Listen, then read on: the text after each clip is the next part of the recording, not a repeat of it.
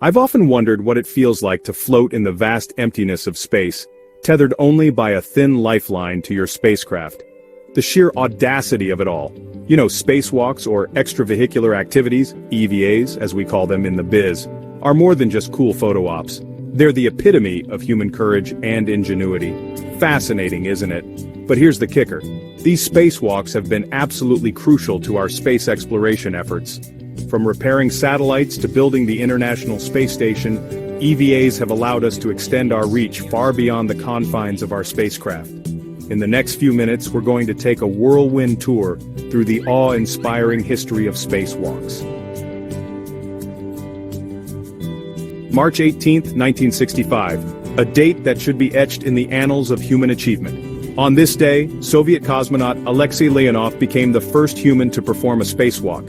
Now imagine floating outside your spacecraft, your heart probably racing faster than a pulsar, taking that first historic step into the void.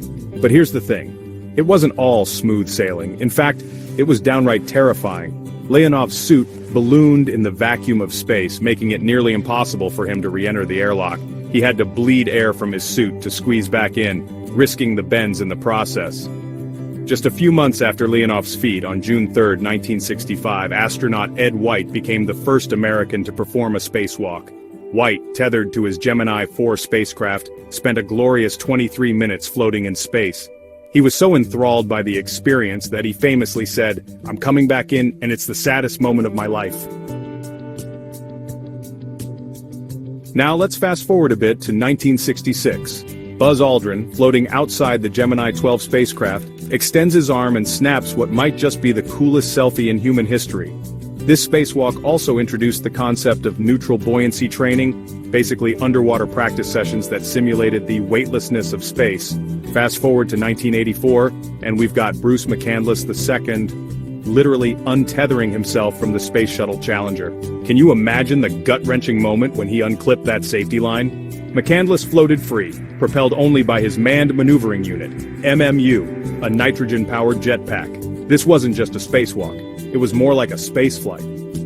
McCandless drifted 320 feet away from the shuttle, becoming a human satellite. The image of him floating alone against the backdrop of Earth is one of the most iconic in space history. The year is 1998, and we're about to witness one of the most ambitious projects in human history, the assembly of the International Space Station, ISS.